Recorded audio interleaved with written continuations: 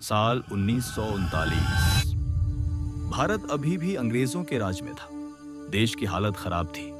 गरीबी, बेरोजगारी और खाने पीने की चीजों पर विदेशी कंपनियों का कब्जा।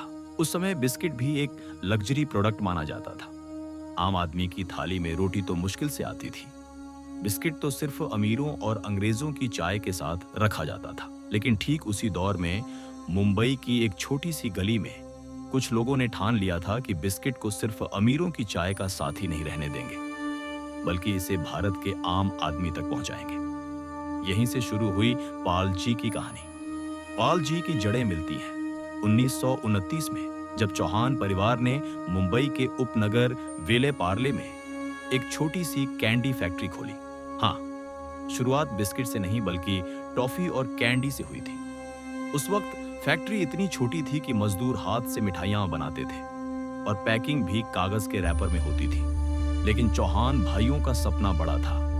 वो एक ऐसा इंडियन ब्रांड बनाना चाहते थे जो विदेशी कंपनियों को टक्कर दे।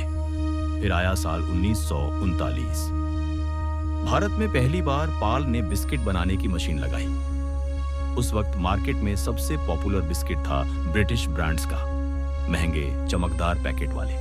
लेकिन पार्ले ने लोकल इंग्रेडिएंट्स से बिस्किट बनाना शुरू किया और उसका नाम रखा पार्ले ग्लूको बिस्किट। ये नाम रखा गया क्योंकि इसमें ग्लूकोज और दूध की हेल्थ वैल्यू थी। धीरे धीरे ये बिस्किट अंग्रेजों की बजाय भारतीयों की प्लेट में जगह बनाने लगा। फिर आया वर्ल्ड वॉर 2।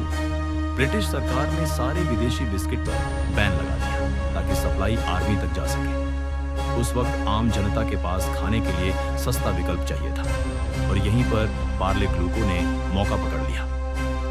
पहली बार आम भारतीय परिवारों को एक ऐसा बिस्किट मिला जो सस्ता था, पेट भरता था और बच्चों को पसंद भी आता था।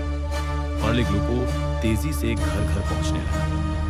1947 देश आजाद हुआ, लेकिन आजादी के साथ नया चैलेंज आया। मार्केट में दर्जनों नई कंपनियां उतर गईं, जिनमें ब्रिटानिया और विदेशी ब्रांड्स भी शामिल थे।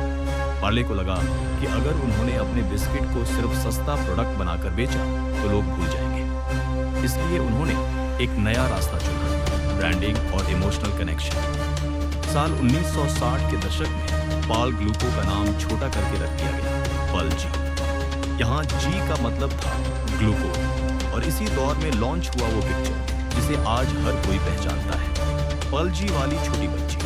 आज तक लोग ये सोचते आए हैं ये बच्ची कौन है, किसी एक्टर की फोटो, किसी मॉडल की। असल में ये एक इलस्ट्रासों था जो 1960 के दशक में नेरुरकर नाम के डिजाइनर ने बनाया था। उस मासूम से चेहरे ने लाखों भारतीय बच्चों का दिल जीत लिया। पाल जी ने सिर्फ बिस्किट नहीं बेचा, उसने एक इमोशन बेचा। उस दौर में जब टीवी नया नया आया था, पाल जी के एड्स हर घर में गूंजने लगे। जी मने जीनियस। बच्चे पाल जी को पढ़ाई, खेल और सपनों से जोड़ने लगे। माँ बाप के लिए ये हेल्दी और सस्ता स्नैक था, बच्चों के लिए टेस्ट और एनर्जी। लेकिन स्वर आसान नहीं था। 1970 के दशक और 80 के दशक में मार्केट में कंपटीशन बहुत बढ़ गया।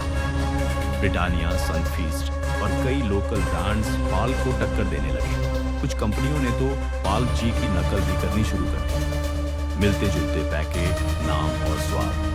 लेकिन पाल जी बच गया सिर्फ एक वजह से, ट्रस्ट। लोग मान चुके थे कि अगर बच्चा है तो उसके लिए सबसे सेफ और भरोसेमंद बिस्किट पाल जी ही है। 1990 के दशक जब भारत में लिबरलाइजेशन आया, विदेशी ब्रांड्स की बाढ़ आ गई।